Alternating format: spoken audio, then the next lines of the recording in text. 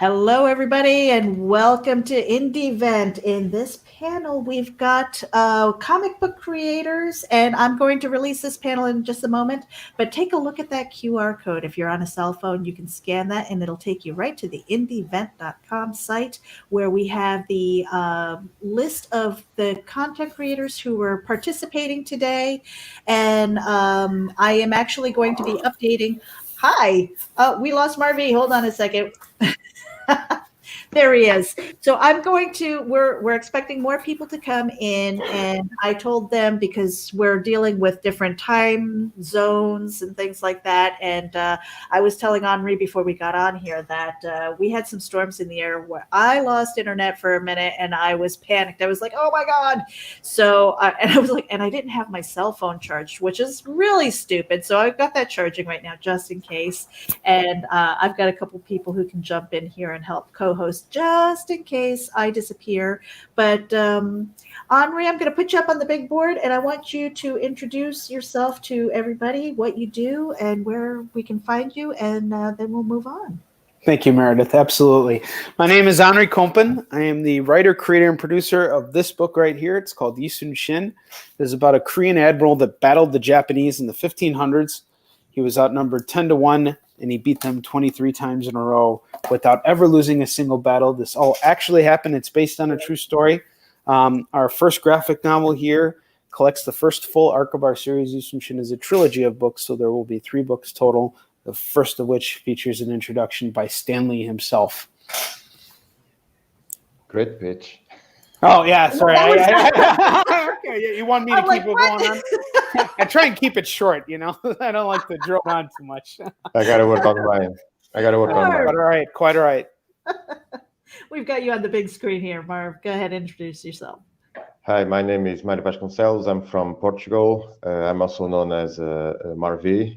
I'm the creator, writer, and artist of the comic book The Sim Killer. It's my first comic book, so I'm gonna make a lot of mistakes, but I'm having so much fun of learning how to do a comic. It's about a priest who lost his faith in the Vietnam War, and he becomes a grave digger. He has supernatural powers. He hunts the bad guys with a raven and a Doberman, and then he buries them alive, waiting for them to come out, and then Michael, the Doberman, and Gabriel will finish them off. And it's a horror comic, and yeah, I gotta work on my pitch. What are you talking about? That is the most awesome concept ever. I want that book. Oh my God, it's so cool. Thank you. And you're from Portugal. Portugal, yeah. Yeah, you know, I was just having a conversation the other day because I had Mike Deodato on my show, and I didn't realize it. I thought he spoke Spanish, but he actually speaks Portuguese. Yeah, and Brazilian. And it's so hard to learn the language. But on top of that, not only did you pitch your product just incredibly well just now, your book, I should say, your comic, but it sounds like something I actually want to read, like a priest who was like jaded from Vietnam. That's awesome. Who's doing that?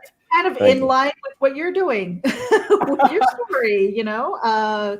I love your story, and the first time that I saw Yisun Shin, I was amazed with the artwork and the storyline and things like that. And I definitely want to hear more about that. But, you know, one of the things that I also want to do is kind of talk about the genesis of like this creation, how we got to where we are as creators and things like that. I am new to comics.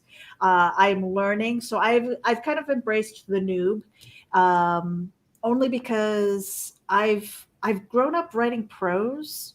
And not so much comic books. There was always one in my head. Like I've always had stories that said, you know, that would make a really good comic book character.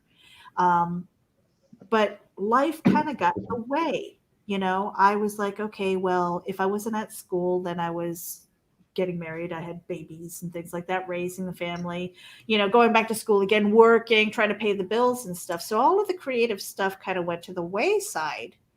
Whereas you guys have kind of embraced this creativity and kind of, I mean, I don't know if this is a full-time job for you guys.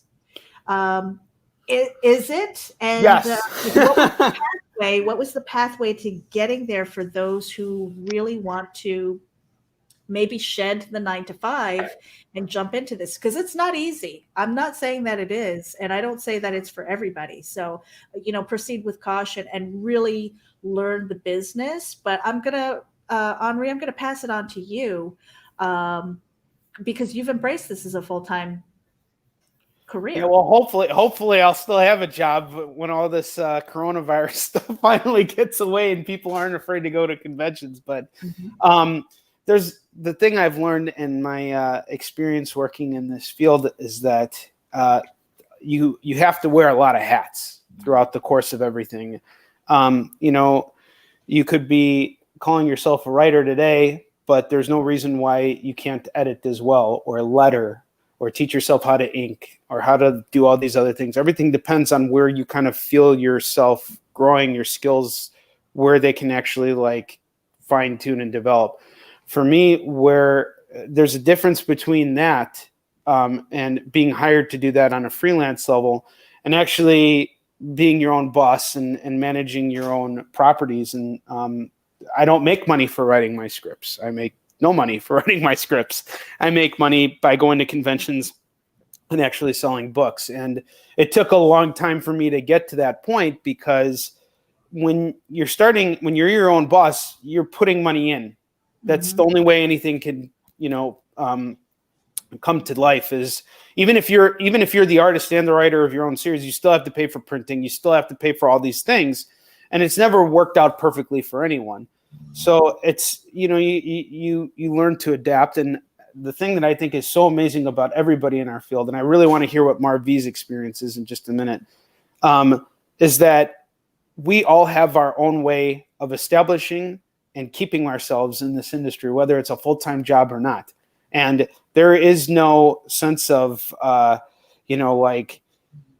hierarchy in the sense of how much time you put into this. There are some people I've interviewed on my show that have full-time jobs and they do comics on the side because they're truly passionate about it. Is there something to say about their work and the difference between their work and mine? Absolutely not, because they come at it with such passion and they love what they do. And speaking to what you were saying earlier, Meredith, and then I promise I'll shut up after this. No, keep going. Yeah, keep going. Yeah. I want to hear the story though, because it helps inspire other people, and I think it brings a reality to the journey that is not an easy one. No, it's not. And, as you were saying, you're new to comics and you're a noob. We're all noobs. Constantly, we're noobs, because every single time you start a new project, you're back at the beginning, and that's exactly where I'm at right now. I'm starting a new project. I'm back at the beginning. Marv, I wish I had a project that was like yours, that was like full and complete, and you're moving forward with it. And right now I got this, but this is different because this is historical, or based on history. So I have an outline of what the beginning, middle, and end are supposed to look like, and then I have to kind of improvise from there. But when you're coming up with something that doesn't exist and it's just a story that's stuck up in your head, it requires a completely different train of thinking. And Tim Seeley, who's a very well-established comic books creator, look him up if you don't know who he is, once told me, yeah, absolutely, top class guy. The one thing he told me when I was first breaking into this industry is you don't break into comics. You're always breaking into comics. So it doesn't matter how much experience you have, because every time you have a new book out there, you have to figure out a way to sell it. You have to figure out a way to put it together to get it to where you need it to go. And that means every time you start a new project, you're reborn again. Mm-hmm. So, MarV, how about you? Well, I came up with the idea after messing up a couple of times, because I did illustration for over 10 years. I've been doing exhibitions, small, big ones, and all over the country and Spain. But one day I always loved comics since I was a kid, and I never knew about indie comics and self-publishing. And I'm a big fan of Jeff Lafferty, and I knew everything about. I knew how stuff starts from an idea to accomplish a comic, by watching he's making his own comic, The Berserkernaut. And since that time, I had that back in my mind that I wanted to do a comic. But I started very badly because I was cocky at the time. I never thought that I needed to do everything right. Write a story, make the thumbnails, everything right, but I wasn't doing that. So I was getting frustrated. I was too cocky at the time. So then I started to write, doing the things very well. After I listened to Gravedigger from Dave Matthews Band. I love that music. That music inspired the whole story of the character. And I had a job from 7 a.m. to 15:30. I work on the factory, and every day I was sanding the kitchens, and I was thinking about the comic and thinking about the music, and everything started to came together. You know, MarV, I want to speak to that because that's something that I think a lot of people kind of seem to put off to the side. It's like, oh, he's got a day job, so therefore he's not working full-time on comics. Not true at all. You know, before I actually got to the point where I was working in comics full-time, I worked a day job for 10 years. And just like you, I was also working while I had this other job. You are working full-time in comics. If you're doing other things, and even now, even as someone who works in comics full-time, it's not like I'm just sitting there drawing comics all day. I'm taking care of other errands. You know, I have other side things going on here and there. I got 2 kids I got to take care of. So while you're doing all these things, your brain is working. You're still writing or drawing in your head. It's just a matter of you being able to sit down for a concentrated period of time. I guarantee you, we both spend the same amount of time or maybe somewhere close to actually, you know, the blocks of time where we can actually create, because that's life. You know, we're not stuck with a ball and chain to our desks, you know? Yeah, I would love to do it full time too, but let's see how it works. Yeah, of I course. mean, for One me, step at a time. stories always came kind of easy for me for whatever reason. But with this process, for me, it's brand new. You know, and it's kind of funny because in some of the earlier interviews, I would ask everybody, I'm like, well, how do you put together your script? And there's no generic way of writing a comic book script. Nobody has the same answer. And I'm like, this is so frustrating because I like that regimented, you know, Me like too. if you look at a movie script, you know what you're looking at. You look at a play script, you know what you're looking at. You know, with the stories, it's like you've got your outline and it makes sense. You know, you write your synopsis and all of these things. But with comic books, it's like, well, it depends on like who your artist is and what kind of notes do they need and how in tune are you. And I'm just like, this is so frustrating.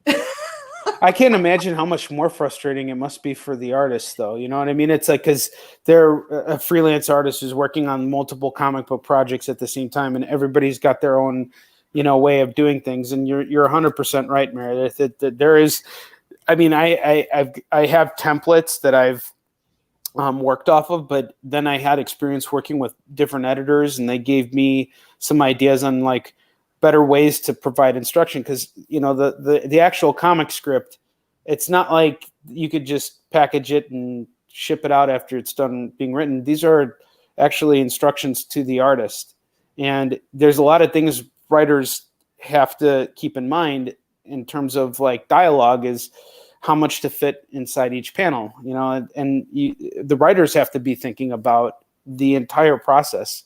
Mm-hmm. And you know, sometimes they let them go completely. If you're working for a bigger established publisher, you write a script and it's bye-bye. But if you're doing what we do, we're going to be stuck with that same script for a very long time. And we're going to know every goddamn line. We're going to know every page, because that's how it goes. How's your experience been making comics so far? Like, have you seen something from concept to completion? Well, it's kind of funny you say that. I have a story that I've been scripting, and I kind of put that aside because work has kind of gotten in the way. And, you know, you spend so much time and energy doing the day job that sometimes at night it's like sleep or work on this. And then, you get to a point in the day where you're just staring at the page and nothing's happening because it's just like, I just need sleep. Sleep wins today. But you are working in your sleep, though. Don't think I that you are absolutely working in your sleep. I had a hard time accepting that. That's why I keep a notebook next Exactly. to my bed more, because I have missed so many opportunities for good ideas when I wake up and I go, oh my God, I need to write that down. And if that's not next to me, it's gone. And then I kick myself because I'm like, that was like the best idea, but I can't remember what it is. No, absolutely. And a lot of people think, my wife, she doesn't understand it because my wife, she works an office job. She's in finance. So she's sitting in front of a computer all day looking at Excel and just typing shit up. And then she looks at what I do, and I might be having a conversation with a friend about something completely unrelated to the project. But that doesn't mean I'm not working it out in my head. And sometimes I can just sit there and play video games or watch a movie or something. Does not mean you're not working. It means that your mind is working these problems out. And sometimes you just kind of have to let it go for a little while and focus on something completely unrelated. When you're tired, go to hell to sleep. I mean, staying and forcing yourself to be awake and write or draw when you're not feeling it. Marv, I'm sure you could speak to this. If you were tired, exhausted, and you're just forcing yourself to draw, do you think you're going to have as much luck putting out the best quality work as if you were, as opposed to being fully rested? I had a couple of problems, health problems for the past few years. One of them was that I always worked most of my life on factories. So my hands are very damaged. So there was a time that I wasn't able to draw for 7 months. Wow. And the next year, 5 months. And then later for 3 months. So I had, I changed job. I worked on a coffee shop and I was able to work. So 2 years ago, I had a stroke on my right leg. And last year I had another stroke and I was on surgery. So yeah, and the sin killer just was made almost in a year. So I have a couple of panels to do. And it's very frustrating to get home tired, in pain, and look at a white paper and not be able to do a straight line. Trying to draw, and my hand was like this, or I wasn't able to pick up a pencil. So I understand how many artists out there fight this kind of troubles, because I saw some interviews and I know that there are a lot of artists that have problems of drawing all day, but in my case was about working in the factory, and it's very frustrating. I cried many times. I actually want to dive a little bit into that because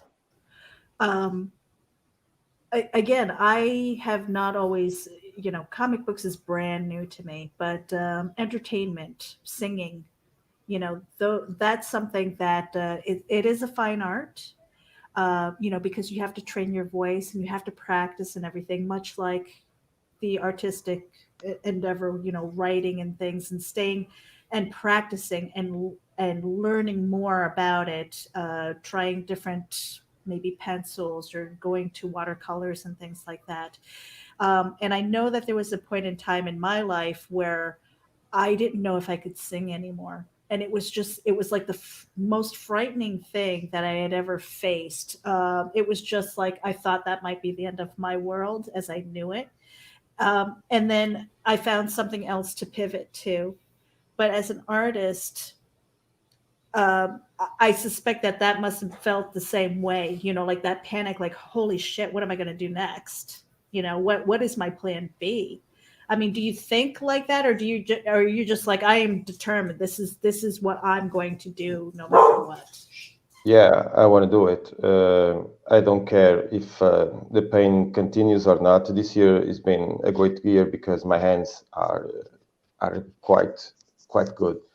But back in those 2 years, I didn't know what to do. I know that I had a job and I was able to provide to my family, but art with my art, I was totally devastated. It's like a guitarist or a singer. We lose something we lose part of our soul.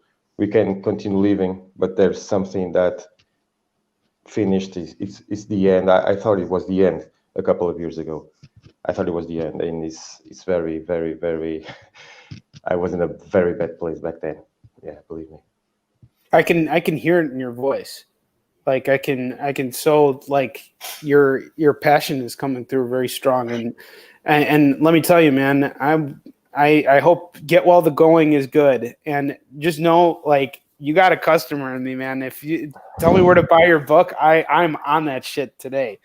It sounds so great. Are you based in the United States? Are you in? I'm in Portugal. You're in Portugal. Oh wow. Yeah. So what time is it there right now? Midnight 23. Look at this guy, dedication right here. I know.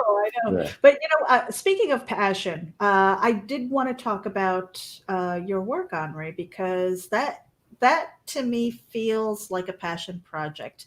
Not only that, but you have a story. I think it's based on your grandfather's story. Yes, Mark's. I always struggle with which story to kind of put in the spotlight, and I typically focus on Yusum Shin because that's my that's sort of my bread and butter.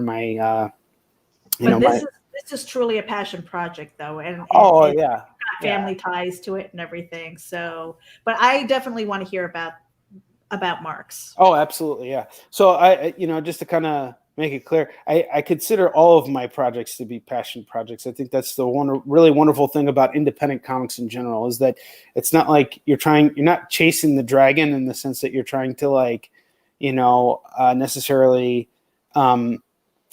see your concept get blown up into a movie. If you're an independent comics guy, you already know that that's not how things work, and that you have to kind of start from the beginning and build yourself up, and therefore the projects you choose have to mean something to you. You have to have as much passion in talking about it as you do with anything, and MarV,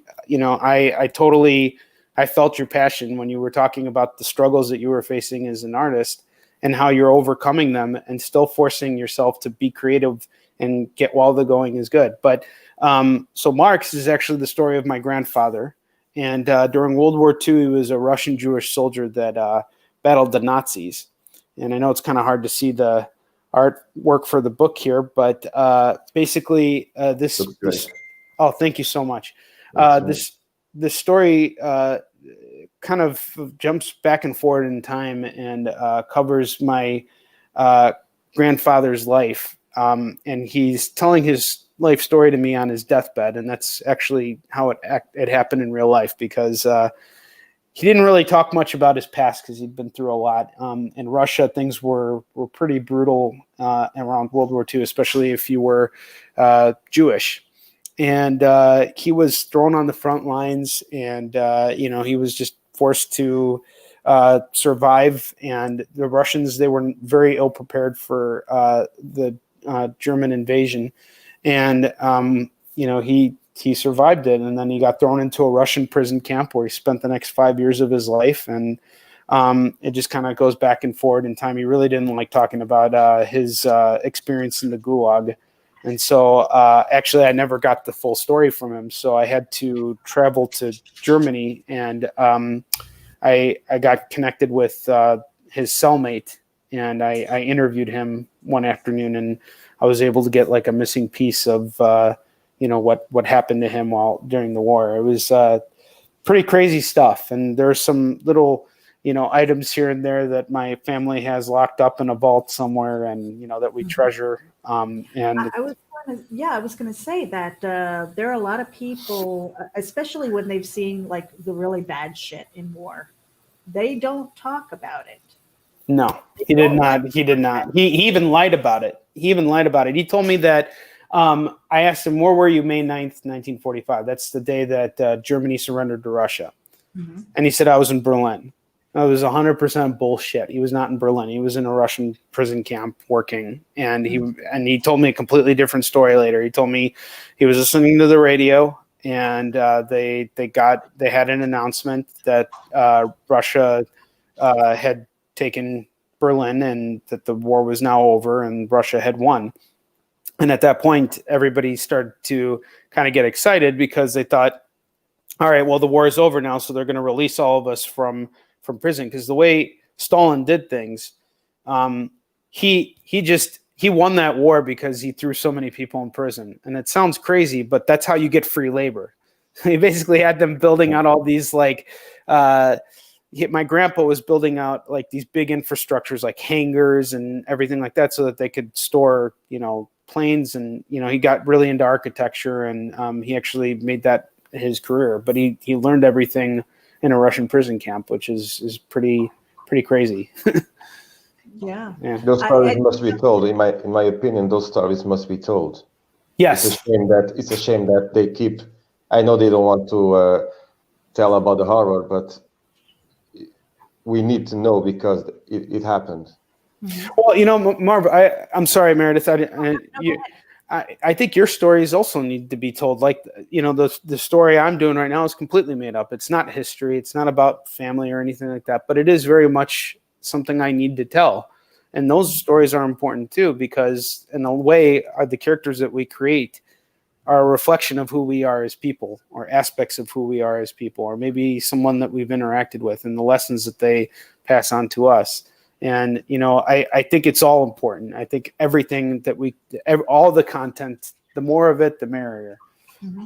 And what I was going to say is about Marx, your book, is that it's kind of it's a living legacy, I want to say, and it's those stories that I appreciate because we want to tip a hat to the previous generation. There are stories in my head that I want to write about my father, and my experiences growing up in the early 70s and things, and growing up in a multicultural household. And and since his passing, he died 10 years ago, and there are still times when I can't look at his photographs because I miss him so much, and I become like this emotional mess. And so I know that if I can get to a point of writing down those stories and sharing my memories and being that living legacy to him, that my hope is that those stories touch somebody else and go, you know what, I relate to that. And I think that's what makes really good storytelling, and MarV, to sit there and you're saying you're at the factory and you're working with your hands and you're ruining your hands, and that you've got this piece that you want to work on and it's in your head. I mean, those are passion pieces. And those are stories that they just they keep tapping at you. It's just like, let me out. And it doesn't let you go until you do that. And then you can only hope that you do it justice, because sometimes it gets lost in translation from here, down to the page, which is very frustrating. So what, beyond I want to say like the mechanics of just kind of working, like manual labor, and just that, because I do that when I walk. It's just that step, and my brain is working at the same time. And I'm always thinking about dialogue and situations and things like that and what could happen. So when you were doing that, was there like, this story is about X, Y, and Z, or was it just like, hey, it's just something in my head that's just fantastical, and maybe you captured a moment of dialogue or an image that really kind of birthed the story? How did the Sin Killer come about? First came out from a ripoff. I was making a ripoff of The Crow, exactly the same thing as The Crow. Well, that's exactly. Honest.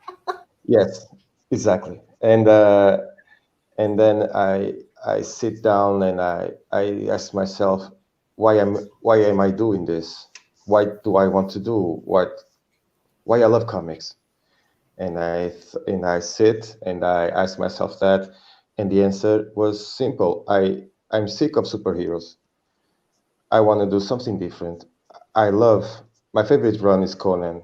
My second favorite run is Rom Space Knight, and I love everything from horror comics from the 50s and Tales from the Crypt and all that jazz. And then I was thinking about it, and I listened to The Grave Digger by Dave Matthews Band. It's a great song, and it snaps like that. Okay, The Grave Digger. Why? Well, he's a priest. He's not a priest. I love war movies, especially from the Vietnam War. And then just I start working at my day job, sanding all day, and the story was think about the music, and Cemetery Gates by Pantera helped a lot too. And from that, like a snowball. How many years were you working on it before you like actually had something like that you felt was tangible? I started a year ago, something like that. September, something like that. Yes, I started in September doing bad things, doing bad the comic, and then when I was in bed after I was in surgery last year at the end of September, October, I started to do the right thing, writing, thinking about camera angles, the plot, everything. I don't know how to explain more. Yeah, no, that's great. That's when it's actually starting to kind of come together. So you're coming on that year anniversary, and how does it feel? Like, I mean, how close are you to getting the actual like book done and out there? Well, I'm doing this with a friend. His name is Ricardo Freire. He's a graphic designer. He knows that my computer died and my tablet died too, so I wasn't able to do the digital part. So he told me that he was going to help me because he knew that I was so passionate about this project. He got involved too because he liked the story. He made this for me. That's This awesome. banner. Yeah. He made this for me, and after I'm done, I'm preparing the part of the comic for an anthology that I can't talk about it right now. I can't wait to tell everybody. And I'm preparing that, and after the anthology, I'm gonna finish the way that I want the book. But for the anthology, I'm almost done. I'm just sketching. If you can see this, this is part of one of the last panels, and yeah, it's a. Yeah, it's a lot of work. Yeah. Hey, Mark. I didn't realize I was on mute. Damn it! Hey, Mark. Hey, just caught on now. Well, got off work. Well, I'm going to put you on the big screen and let you introduce yourself real quick. Okay. Hey, everybody. No pressure. I'm Mark Darden. Yeah, no big deal. Just got off work. I do air traffic control, so this was the first chance I had to hop on. And thanks for having me on. Got another project coming up, so I'm excited. And also excited to hop in and talk about comics because that's always good. Yeah. We're actually doing kind of like a I guess the process of comics, you know, the genesis of our stories and things like that. And I've actually been doing a little bit of cyber stalking on all of you guys. But Mark, I know that you do some stand-up comedy. Yeah, which makes a lot of sense. Is that some of the motivation behind the Guano Guy? I mean, I do a funny comic book, and I was doing stand-up for several years, so it certainly helped out. That's hopefully awesome. you caught one of the. You look like a funny guy. What's your comic about? So the Guano Guy's a schmuck hero. It's kind of like Seinfeld with superpowers, where they're just all jerks, but they don't know it. And Guano Guy is not in it really to save people. He's in it to get famous and popular. And, saving people is just a byproduct of trying to accomplish that. Yeah, I love the artwork because it's just fun. I mean, you look at some of his characters and it's just fun to look at. And then you read it and I'm you're the like, oh writer. my God. That great artwork is coming from other people. No. I want to look it up right now. That's what I'm doing. Yeah. So Guano Guy. So how long have you been working on this now? Oh, a long time. I started about a decade ago, so this has been a long time coming. I was working at Fantasy Flight Games at the time when I started it and did it as a webcomic for a couple years. And then the original artist left. And so it took a couple years to kind of refigure it out on my own, because it was very much more a partnership during that and me not having to do it, figure everything. So he straight up looks like Larry David in a fucking superhero costume. It looks hysterical. So how many, I'm sorry, I didn't mean to cut you off. How many issues do you got out so far? So we're going to be launching the 7th issue next month. Yeah, you've got Kickstarter getting launched on the 15th. That's right. Yeah. Absolutely right. So yeah. Yeah, so you guys are gonna be seeing a lot of Mark Darden, getting on the circuit and stuff, and getting his book funded and created and out to the masses. I mean, because it's a hoot. It's so much fun. I mean, we're going from like historical Onrie to like kind of horror with MarV to humor with Mark, and I love it. I'm personally working on horror because I love the genre, and I'm like, I see the crow behind MarV, and I'm just like, damn it, because I am not an artist, but I actually drew this as kind of like my inspiration to, like birds, they freak me the hell out. But I love them for some reason. I don't know what it, and I think it's that inspiration with the crow. I think there's something with that just brings the horror feeling, and it's just like, ooh, An independent comic too, by the way. Yeah. Totally not mainstream, and became a total cult classic. I watched a video on Facebook the other day, like those social media videos, where they were talking about Brandon Lee's career. And like, apparently like the set of The Crow was like a total nightmare. It was like the perfect like setup for something to go wrong. And there were problems with the weather. There's problems with sets breaking down.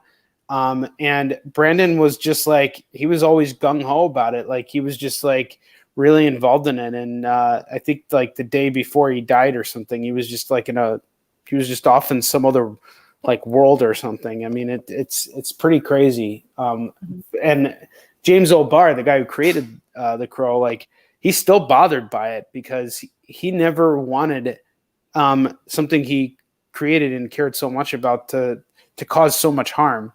And you could see him at any convention. He's a pretty funny guy. He's just always wearing like a military jacket, and you can just walk up to him, and he's not what you would imagine the guy who created The Crow to actually be like. It's kind of funny.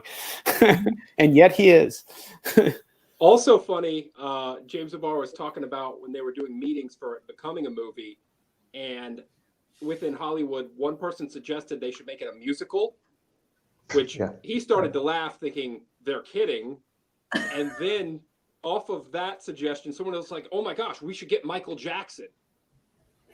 I knew. Oh, yeah, I heard that. Yeah, you knew about that one. Yeah. Luckily, Brandon Lee, who wanted it to be what it was intended to be, try and be faithful. I mean, there were things that were changed or added, but it still, as far as tone, I really love it. And it amazes me when people say that it wasn't good. As a comic movie. That movie holds up. That movie holds up. Yeah. I'm still disturbed when I watch it. I have to actually go, all right, I'm going to watch this. I have to be mentally prepared because I know what's coming, but it's just like, I don't want to see it, but it's almost like this, like, okay, Because That's actually how I feel about every other Crow movie that came out after the original. I haven't even bothered. I'm like, I can't. No. I saw City of Angels and then the other ones, and then they eventually got Edward Furlong to play the Crow. And actually, it was crazy. At my last convention, I was flying home, and in the seat behind me was Edward Furlong, and he was at the same show I was at, and totally nice guy and everything. But I just can't imagine him playing the Crow. It's kind of hard thing for me to put two and two together with. But and they Mark, wanted Jason Momoa. Sorry. No, go ahead, Jason Mark. Momoa, I could see that for sure. Yeah. Oh yeah. Definitely. But they wanted, but they canceled the project. Oh, gosh! You know what? Jason Momoa. Jason Momoa, that commercial with him. Oh yeah. Oh my God! That freaked everybody out. I mean, if you were fighting Jason Momoa and then, you got the gun out and then we're like, what? He can't die either? Oh, he's already too big. Well, you know what? It's interesting. There was a really good Crow graphic novel that was made. It was written by James Obar and drawn by a local artist to me. His name is Jim Terry. Very good book. Highly recommend it to everybody. It's called The Crow, The Skinning of the Wolves, and it's basically like the Crow and the Holocaust. And the guy who's like got the Crow powers, he's like a Jewish prisoner, and he's like taking on a bunch of Nazis, and it's like the Crow killing a bunch of Nazis, and he doesn't have the long hair. He doesn't have I think he has the makeup, but he's got like really short hair and he's like really skinny and frail because and just when you find out the story of why he got brought back, it's insane. It's a great book. Mm-hmm. Now, speaking of great books, and I do want to make sure that we kind of shill our work and stuff like that. But Mark, you kind of came in late. We were talking about the inspiration behind our books and things like that. Now, you said that you came in and said you were an air traffic controller, which sounds like a very stressful job. So, I mean, does the humor come from kind of shutting off the seriousness and like the responsibility and things like that? Or is this just, kind of like, this is your humor, this is what you do? Yeah, I watched way too much TV as a kid. Tons of it was comedy related. I mean, I watched sitcom after sitcom. And in fact, I had to learn as an adult, like you can't just walk around and act like those people act. Like I based my personality on it and was like, oh, that doesn't work in the world. You can't just walk into a room and trip on something and fall over. People don't actually laugh. Or they do, but they don't think you're funny for it. They just think you're a fool. So, yeah, I've just always been into comedy. I've always loved it. And honestly, I think this came from, I was actually playing Batman Arkham. And there was before the fight matches, Batman would say something as like a threat line. And I would yell a response like I was one of the gang members trying to razz him. And I started writing those down. And that's kind of where the initial, me just trying to do jokes. And I started writing stories around those. And next thing I know, I was coming up with longer stuff. And I found an artist. And it just kept growing. Well, okay. So the Genesis story, let's kind of go to that. I know that I am like the black sheep of the family. They don't understand the creative side. They're like, where do you come from? And why don't you have a real job? Like that kind of mentality. And so it's been kind of a battle to get family support. I mean, they love me, but they don't understand me. Mm-hmm. And so when it came to these things, it's almost like I've embraced my online family and the people who are within the community. They are my creative family. And thank God for them, because they're the ones that kind of keep me going and motivated. Whereas, my family is like, oh, that's nice. Or like, oh, this is crap, and no real feedback and stuff. So again, with me, I'm working on my very first comic, and I want to give a shout out to Luke Stone, because he's got an opportunity where he said if he reaches a certain stretch goal with his Indiegogo, that he's adding 12 more pages, and he's taking different writers And he says, send in a 2-page story. And it was like, again, I don't know how to do scripts for comic books because nobody has like a standard. I can get you something, Meredith. Yeah.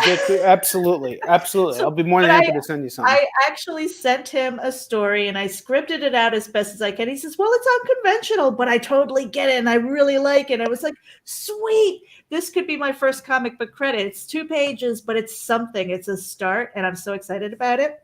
That's awesome. I'm like, you motherfuckers better support this book. I'm like, it's not even mine. I just want 2 pages. But that's the best way. That's how everybody gets their start. It's just, you do that one thing. I mean, I think all of us. But you didn't come out of the gate saying, I'm making comic books. I don't think anybody in here actually said this is, or did you? Yeah, I did. You did? Mark, what about you? So I saw webcomics. I think I caught them pretty early on. And when I saw webcomics, that's where I thought I can do that. I had no idea how do you get into the comic book industry, but I saw that and said, that's how I can start doing comics, which is something I'd always wanted to do. Mm-hmm.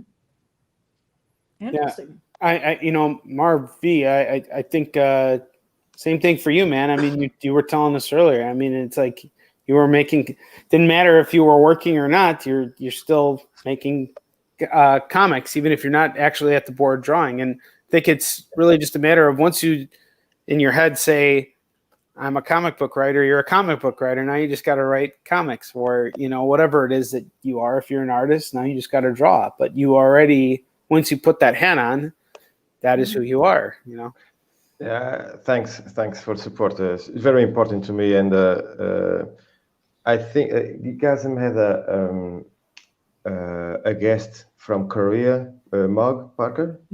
Mog Park. Yeah, she said one thing that I think is very important for us is to connect with other artists, because I don't hang out with anybody. I don't want to hang out with anybody because everybody is so boring, and boring in the sense that people don't like what I like. I love the people that work with me. I'm very supportive at work with my colleagues, but I come home and I stay in my little world, and all I want to do is to draw and connect with people, and that is the most important thing to earn and to have respect from other artists to move on, and that's what is keeping me, giving me strength, is that connection that I have with everybody that I've met this year. It's very important that. MarV, I'm wondering, I know that every local comic community, every country and town has local drink and draw gatherings. I don't know if you've heard of those, but like where basically a bunch of pros just kind of get together and they'll shoot the shit once a week and drink beer or draw or, both, whatever the case is.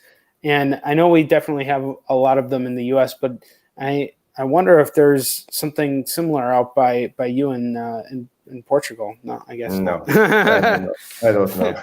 Yeah, I don't know. I'm alone on this. I don't know. Are there many comic shops by you? No. Everything that I had since I was a kid, I started buying in the mid-'80s comics from the big two, Marvel and DC, and that's it. I live in a small town nearby the coast on northern Portugal, and all that you can find is Marvel, DC, and Image. Nothing more. If you want something else, you have to go to 70 kilometers for the nearest comic book shop. So it's hard to find good comics nowadays here. So I've bought everything online, especially digital, because the shipping is very expensive, almost $25 for a book. I've paid for the Berserknaut. It's a great book. That made me do my own comic, and I've paid $23 for this. Just a single issue. That's crazy. Yeah. That's crazy. That's got to be so frustrating, especially. Well, I mean, for me, it's weird because it's almost like it's hard for me to understand that there is a comics industry beyond the United States. I mean, obviously Asia is very big with the manga and anime and things like that. So I don't think of that for some reason as comic books, and maybe it's just like this mind screw or something. Uh, but I, I am fascinated, and I am actually in the quest to learn more about the comics overseas. Whether it's Europe, whether it's Asia, the Middle East, and things like that, and just see what does it look like over there. How different or how similar is it to what we have here? And we are joined by Robert. Hi. I'm going to give you a minute to introduce yourself in just a second, but yeah, I mean, like in the room in general, and Robert, you can chime in too before you introduce yourself. What is your experience with comics from overseas, from like not where you're from? I know in Korea, things are very, very kind of different and yet the same. So when I had a Korean edition of my book released out there, and there's this large bookstore in the center of Seoul, and they have this huge graphic novel selection, and it's grown progressively over time, and I've seen it with my own eyes, like over the course of like 10 years. And then there's actual like manhwa shops, like manhwa bongs. Bong means room, and it's basically like if you want to read a book, you just pay a quarter and you just read it, and then you can put it back. So it's kind of like an open library type of setting. And then they actually have comic shops, which are like, just like your standard comic shop. But all the books over there are like they're all like wrapped up, so you can't just like gloss through them. You actually have to buy it in order to read them. So and they're not necessarily cheap for what Korean standards are. So a lot of people, they just kind of like look at the front, they look at the back, and then they go home and they order it online because it's cheaper. So the stores kind of like serve as like a front to that. And yeah, that's what I noticed. Okay, so MarV, we got a little taste of you like paying extraordinary shipping costs to get comics shipped to you.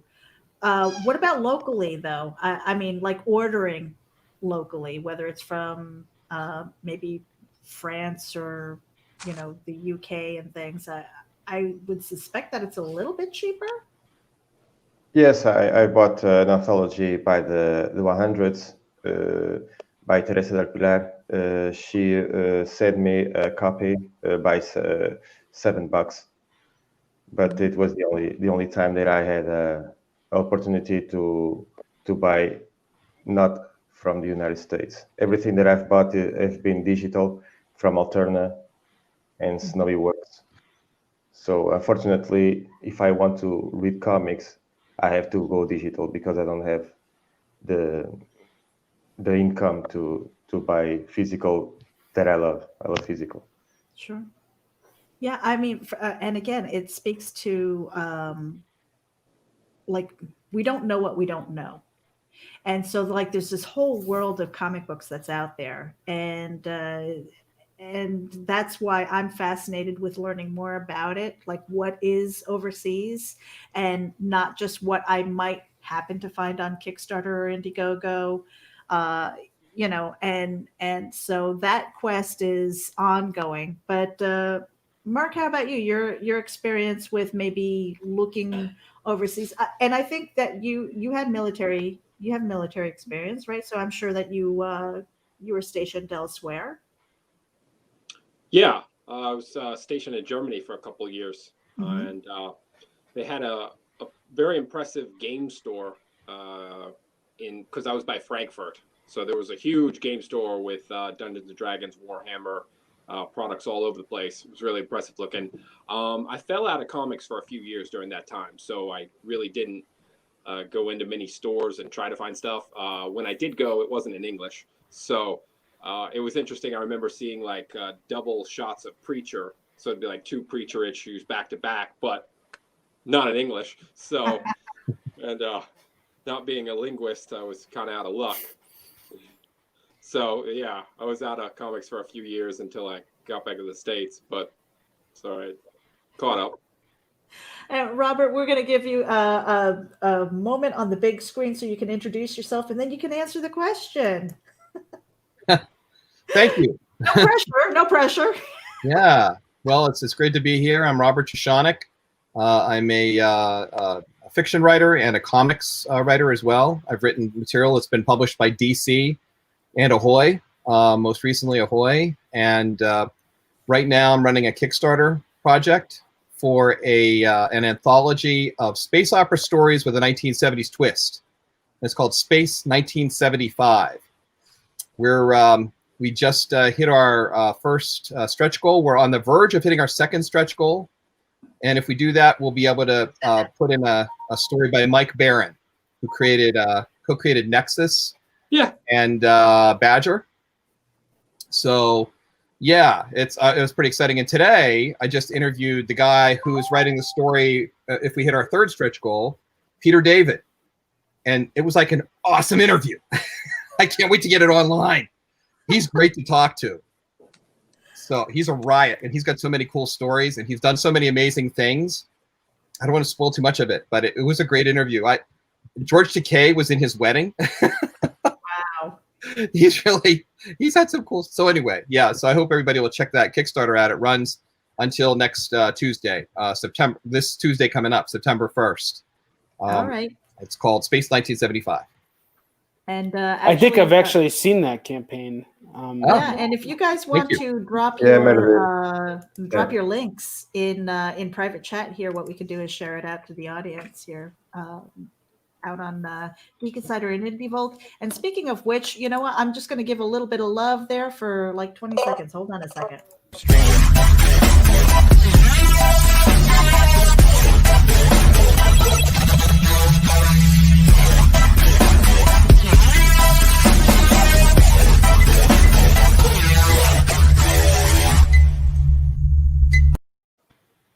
Yeah, I wanted to give a little love to Indie Vault Radio because we are live streaming, I believe, through the radio, and hopefully we'll be getting some numbers from them to see.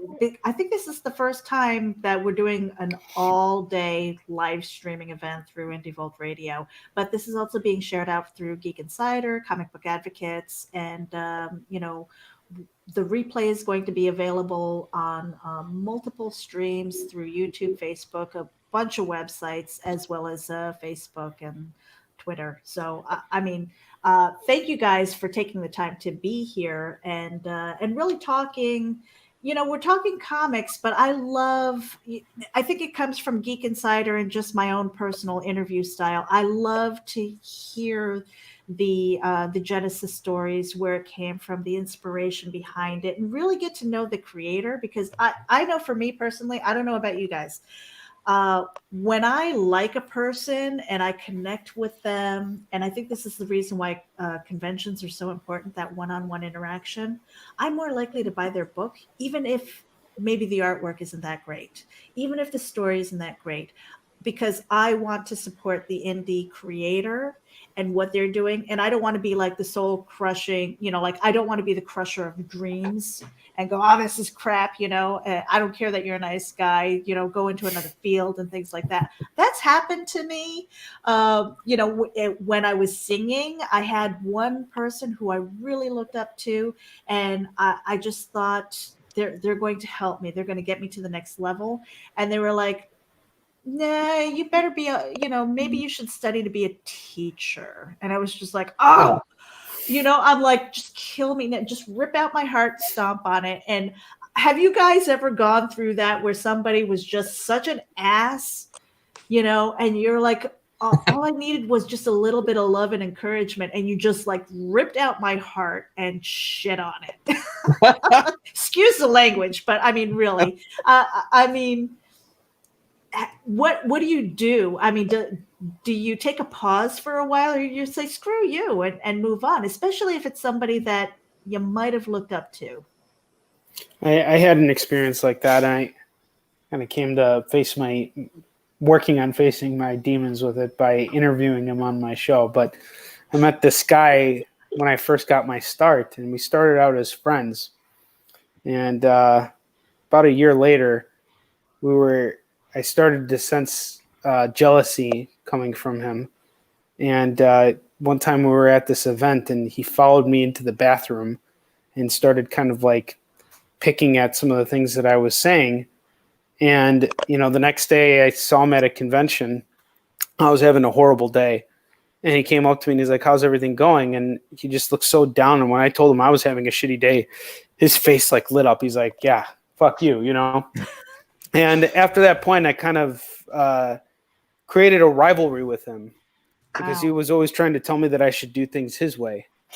And sure enough, about 4 years ago, he went behind my back and said, you know what? Onrie did it himself, and good for him and everything like that. And I've actually looked at his work and I've seen how he's progressed, and I'm a fan of his work now. And I'm trying desperately to get him to come on my show just to talk about it, because there's always going to be assholes in this field and just in life in general. Not everybody's nice. Not everybody's going to feel the same way you do about certain things. And you just kind of have to have thick skin and keep pushing on. And sometimes when someone says something that is discouraging, maybe it can in some ways encourage you to like improve something, or maybe you'll get so angry that you'll prove that you can do it. It's anything's possible. So yeah, I mean, you can't avoid people like that, unfortunately.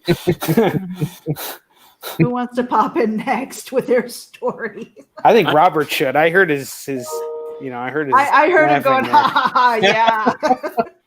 Well, yeah, I mean, I've experienced that as well. That sort of thing. It's never fun. I don't unless you have a good-natured rivalry. I admire your resolution, Onrie. I mean, that's fantastic that you guys came to an understanding. What a great way to resolve that and to do it in a positive. Well, we haven't. There hasn't been that that culmination is me interviewing him and really pushing him. Mm-hmm. That's like my dream now, I guess, for 2020. And if you flash back 1 year, I would have been like, fuck that guy, but like, he's kind of come around.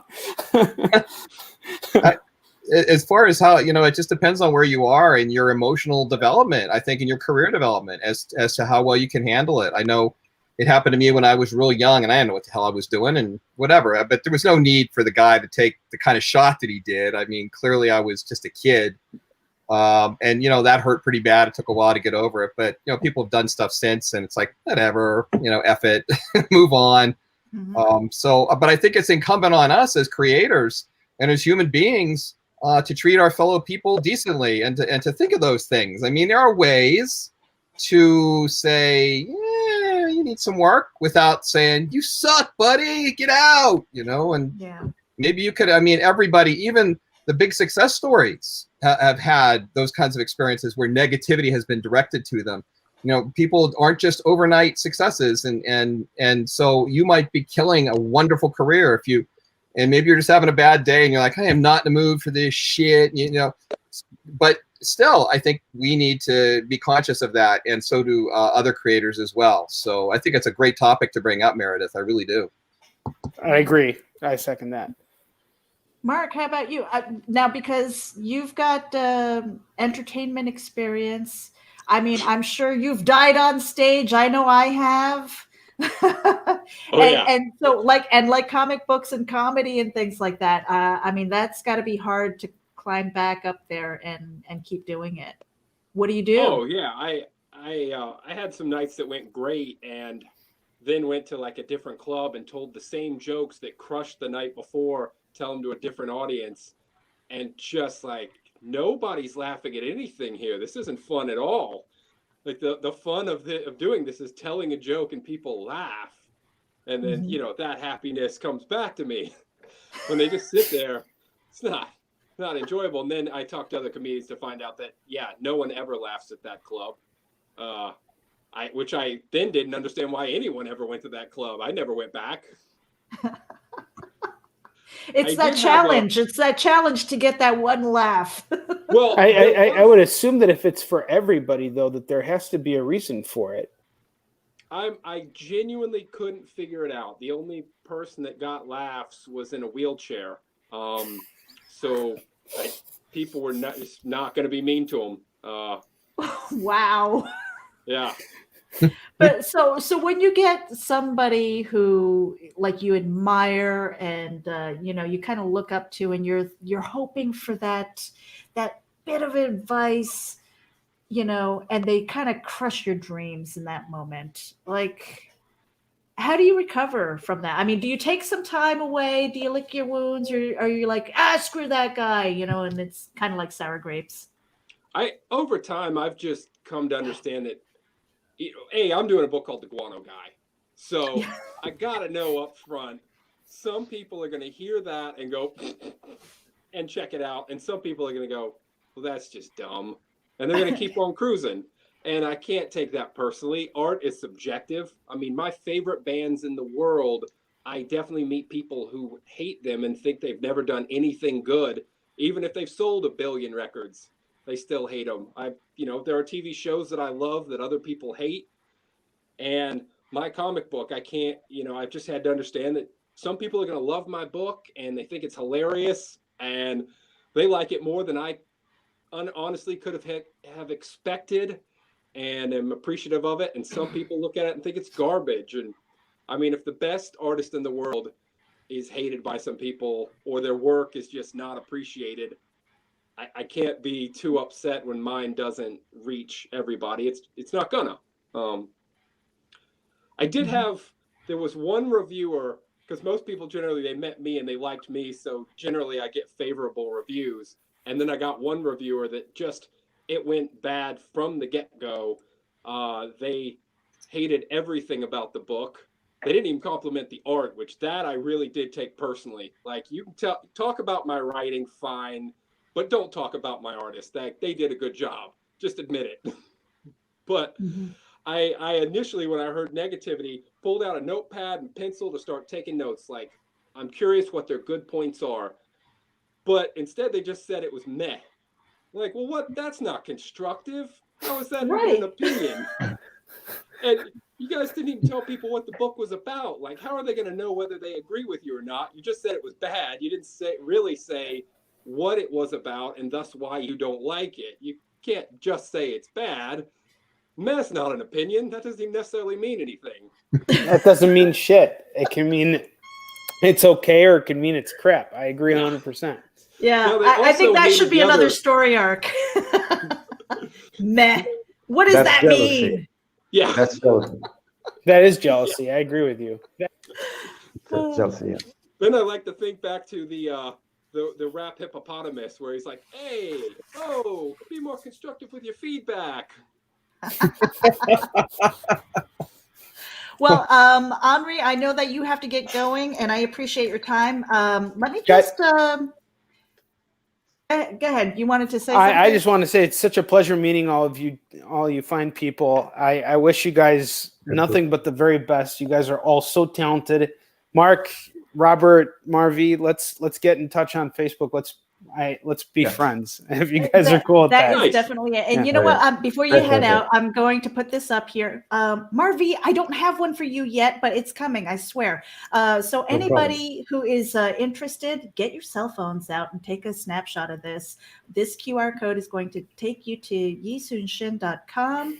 You can go and buy his books directly there, and support the great story. I mean, for me, I just ordered Mark's. I cannot wait until I get that. And of course, I bought the second book of Yisunshin. So I'm like, damn it. All right, now I have to wait until payday to get the first one. So, but hey, you know what? That I am supporting the indie industry and comics. And Onrie, I want to thank you so much for being in here. Again, this is the screenshot. Take the QR code, go right to his store, buy directly from him. And I hope that you're going to be able to get here tomorrow and sit with us. And I will be here. Like I will a definitely true be pitch here. for your books, so that we can try and get some sales for you guys. I cannot wait. And guys, take care. I hope you guys take up the opportunity and pitch to Meredith. Thank you so much. You asked such great questions. It was such a pleasure being on the show with such talented creators. Thank you so much. Thank you. Thank Thank you. you. Have a good great night, everyone. Yes, I take really care. appreciate you. Yes. And coming in to take over his seat, we've got JD Calderon. Hey, how you doing, guys? I'm doing Hey. good. Why don't you take a minute? I'm going to put you on the big screen and let you introduce yourself real quick. There you go. How you doing, everyone? My name is JD Calderon. I'm the writer and creator of the Oswald Chronicles, and it can be found at theoswaldchronicles.com. And you can also check out my YouTube channel, JD Calderon, where I interview indie publishers. So now I appreciate all of you guys because, I mean, you've literally been like, I'm just getting out of work. I'm going to try and get in here as soon as I can. And I really appreciate you. That's the thing. It's like the passion behind the comics and the creative process is just, it's tangible. And I don't know how people, like I've seen people who kind of poo-poo the comics industry. Oh, that's for children. Oh, we can't take that seriously. And honestly, the more that I sit and learn and listen to the industry, to the business behind it, I am so impressed. And anybody who thinks that it's easy is a damn idiot. I don't know. I mean, what do you do when somebody says, "Oh, that's a children's book. Oh, that's not a serious art"? I mean, how do you react to that? What would you say to the audience to that? Who wants to go first? Well, I showed my grandmother Alex Ross, and that changed her opinion. Now she was a painter, so I knew, like, here's the kind of thing that will speak to her. So I showed her that, and she was like, "What? This is real art." It's like, yeah, that guy's great. I think comics, particularly as a writer, I mean, comics tell so many different stories. If someone says it's only for kids, then chances are they either haven't read one or they didn't look too deep. There are so many great stories told, and just because part of the story is told through pictures rather than words, I don't think that should discount it as being a serious work. And I have other people I've argued with where I've asked them, well, you go to art museums and you think that's great, right? Yeah. And you read a book and that's great, right? Well, I get both those things all the time in a variety of forms. I don't see how putting those two things together suddenly makes both of them invalid. Mm-hmm. Yeah, I mean, I think it's situational. It depends on the type of person you're talking to. Sometimes you're talking to a younger person and they'll come at you and they'll be like, well, and they'll poo-poo it. So that's something I did when I was a kid. And, maybe you just have to handhold them a little bit and say, listen, maybe, you might want to look at something like Sandman or Watchmen or Mouse and something along those lines, and maybe show them there's more to it than just the capes, the big boot, the long boots and capes end of it, that there is something more, and sometimes that's the part where people have that stretch where they just think it's just superheroes because that's all you ever see, and they don't. They never hear Fables, they never hear Saga, they never hear of these other works, that might interest them. Mm-hmm. Robert, Marv? Robert first. Yeah, I mean, it's you're right that comics can sometimes have reputation issues as far as quality, but there's really no reason for that anymore, and it just shows that the books aren't as informed as they could be. So I agree. You just need to turn them towards some of the stuff that's out there. But some people are never going to be convinced. Nevertheless, I still think we're living in a golden age for the love of comics and true appreciation of comics, which I have never experienced in my lifetime until rather recently. It's amazing. I mean, when I was growing up, man, that was not cool. Reading comics you were really branded as an outcast or whatever, an idiot, or, immature. I mean, it was really, and now, oh my God, I mean, everybody goes to a lot of people, many people go to the Marvel superhero movies and some of the DC movies and and people are playing and role playing and going to these shows. I mean, like San Diego Comic-Con, New York City Comic-Con, and it's changed. Like I work not in the office anymore, but I work with a lot of younger people in their 20s and 30s. And I'd say maybe 70%, 75% of them appreciate comics, if not love them. And you would have never found that in years gone by. So I think things have really improved. I do think where we have issues though still is with like the media. When you see like media coverage, they still go with the the headlines like "Bam, pow." New comic hits the stands, or they're still stuck in Batman camp stuff from the 60s. So our problems are not all solved. Just a glorious, perfect manifestation of the ultimate state of comicdom. But I think it's much improved, and I'm happy to be able to witness it and be a part of it. Mm-hmm. And I'm honored to have John Slastry tuning in. Enjoy the process of creating, and remember that if you're doing your best, then you're getting better. Right. Absolutely. Great advice. And he's got a Kickstarter happening too. I hope, John, if you're listening, I hope that you are available tomorrow. We're going to try and get you in and talk about your book as well. That's John the Animator, guys. I grew up watching his stuff, and it wasn't until I started stalking him online that I was just like, wow, that's really cool. Like He-Man and She-Ra. It's like, woo. Right. Robert, I'm sorry. Yeah, no, Robert, can I ask you a question? Like those young people you work around, because I work around a lot of young people too. Mm-hmm. And now, how many of them are influenced by manga and anime? Not as many. It's a small percentage of that group. Maybe. Yeah, okay.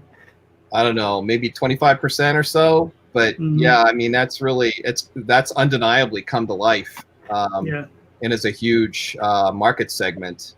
But not so much in this particular group of people, this particular random sample. Gotcha, yeah. Because the ones I'm around, mostly in manga and anime, which, but they're reading, comics on some level. So now, I'm curious to know when you're writing a book or you're doing the artwork for a book, do you lean more towards a certain age group? Do you target a certain age group? Or are you kind of like wherever the work takes you? Because I personally, when I write prose, I love horror. I love, like that genre. So my stuff is not all ages. I really lean more towards an adult audience. What about the rest of you? Well, I know for myself, I write for myself and I share my work with everyone.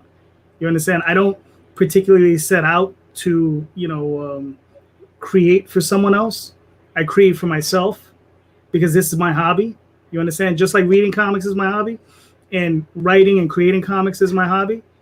And what I do is I like to share that with as many people as possible. You're not always going to please everyone. You understand? But, I do my best to do the best I can do, to create the most professional work I can create. And yeah, so that's how I write it. So I tend to write for myself. So the older I get, that's the age group I'm writing for. But the Oswald Chronicles, though, I mean, that to me feels like a younger audience. Yeah, it's because I'm still 10. Okay. All right, that's an honest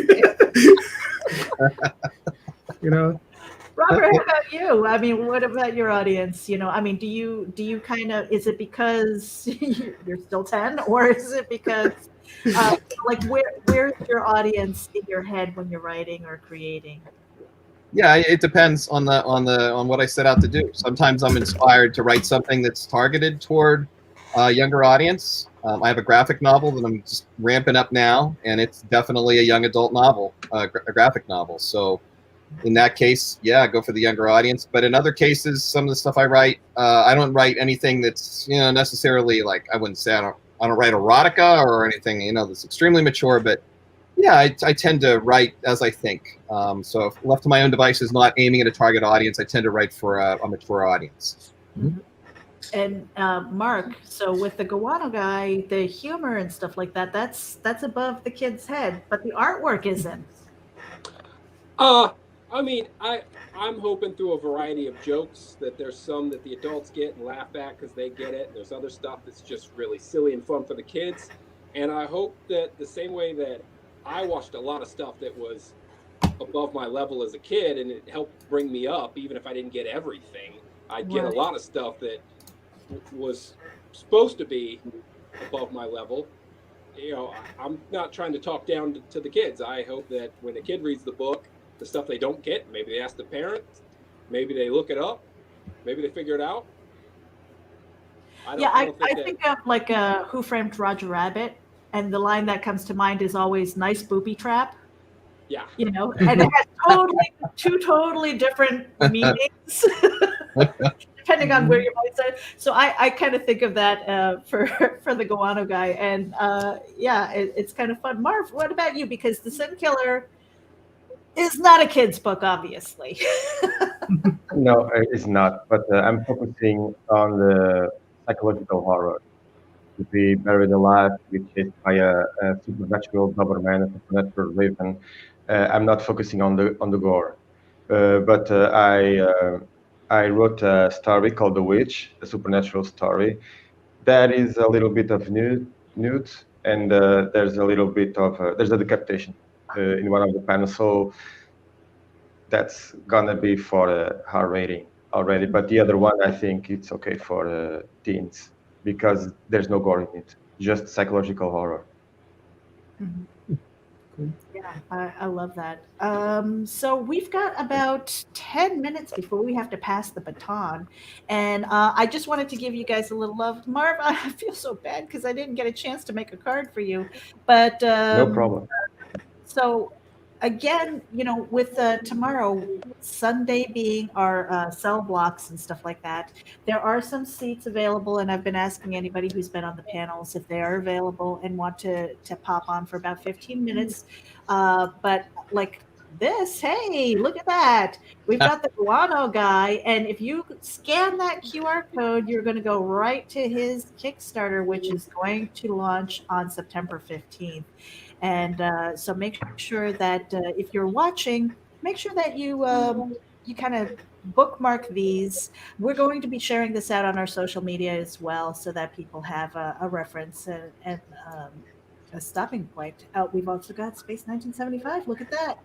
I can't say your last name, Robert, but but I can put up a graphic for you. And we've also got JD Calderon. And I always say your last name wrong too. I don't know why. But these QR codes, guys, if you're tuning in later, you can scan them. This goes to remind me, because I get mixed up, JD, because I think you've had Kickstarter and Indiegogo. Yeah, I do them both. Yeah. So this gets directed to one of, I think your Kickstarter is active right now.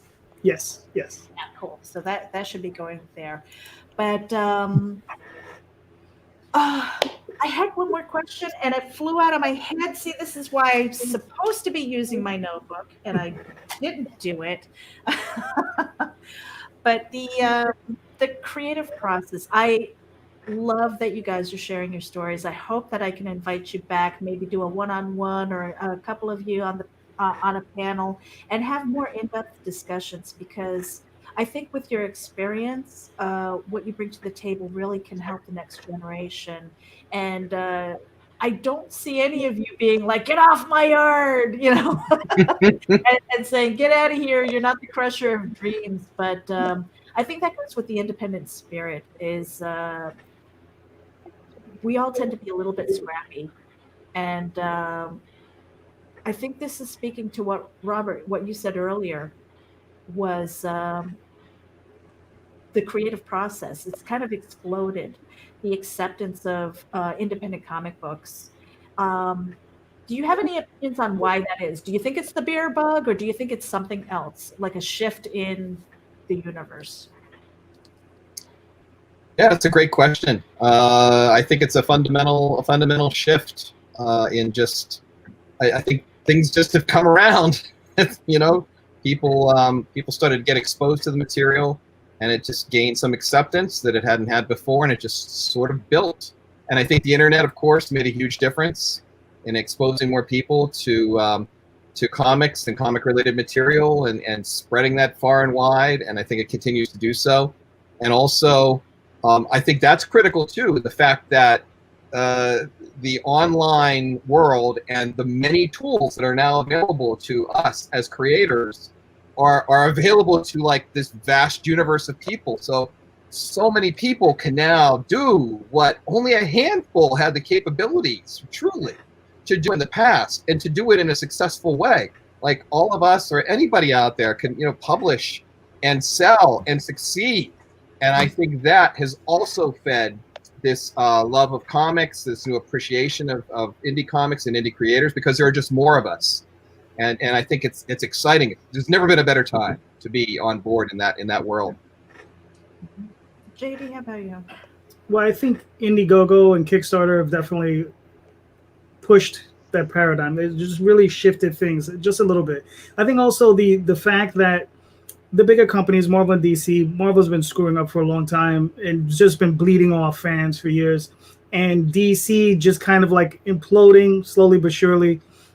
Those things, will make people who are truly comic book fans say, you know what, I'm going to give up some of my dollars there, or maybe because those companies are bleeding off and compressing, they have a few more bucks to spare on us. You understand? Whereas before, maybe their budget was tied up over there, so then maybe now they're spending a little bit more money with us, and that's always a nice thing. I've always wanted parity within the industry. I don't mind Marvel and DC being there, but I wanted it to be like more 50-50, where they were 50% of the industry and indies were 50% of the industry. And that would have, I think that proves that would have been much better for the industry as health-wise. I don't think, with DC going on this whole COVID thing and Diamond shutting down, I think things would have been a lot better if that would have been the case. But 70-30 is where we're stuck at. Mm-hmm. So, but yeah, there is definitely a lot of hope for us. Mark, how about you? Do you think it was the beer bug, or do you think it was kind of like a paradigm shift as far as indie comics goes? I agree that because of the common man, an individual by themselves having the power to create a product all the way to completion without needing a bigger entity to help them, and having accessible ways to get that product out to people has allowed a lot of creative people to go about making what they want to make and put it out to people, and not having to go to someone else and say, will you please put this out for me, and then having to then alter the piece because you've got to meet whatever standard, or you have to go with whatever editing process. So I think it has allowed for a lot more creativity. And it does also look like in some ways the bigger industry is starting to try to backtrack and copy what indie is doing. You see Black Label, to me, feels like trying to do more like what indie books are doing, which is kind of neat. I mean, if the small guy is doing something and the bigger guy wants to start copying it, it must be, maybe doing something right, at least worth trying it out. So I'm quite pleased. As a kid, I don't think I was ever planning to make a comic, only because I just couldn't picture having to go to one of those two, and then they get to own it. I have no control. I can't make it the way I want to make it. It felt so oppressive. I never thought of trying to ever create a comic book. And it wasn't until I saw web comics, and then through that found out that there were means to get it out to people, that I got really excited about. Like, I can make what I'm really excited about and tell the story I want to tell and entertain people with what I want to, here's what I'm loving. Do you like this too? Rather than having it watered down or turned into something else. MarV, how about you? Your perspective from Portugal with the indie comics and things? Because you said earlier that DC and Marvel, that was available to you, but the independent books, not so much. Nothing else. No. You got to go online or go to a comic book shop that is 70 kilometers away from my house. And I think what really needs to be done is to tell kids that there is not only Marvel and DC and Image. There's a whole universe of comic books. The indie is doing a great job. I don't care about Marvel. I don't care about DC, because it's always the same thing or worse. I used to love them back in the 70s and the 80s. Now I really don't care. I want something new. I want new stuff. And the indie world is giving us that. Fantastic and original stories. So I think we must educate kids to say that, okay, you love Spider-Man, but look, this guy is doing a great job. Look at this, he's an independent. So I think kids need to know more about indie comics. That's what I think. I think it's all about really good stories. That's for from a prose background.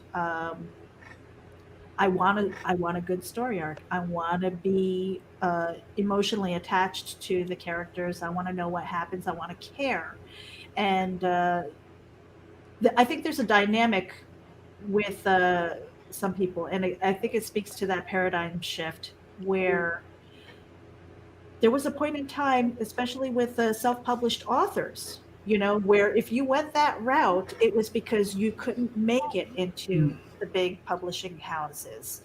That's changing as well. We're finding more and more quality material, and I think we're seeing that in the comic book industry as well.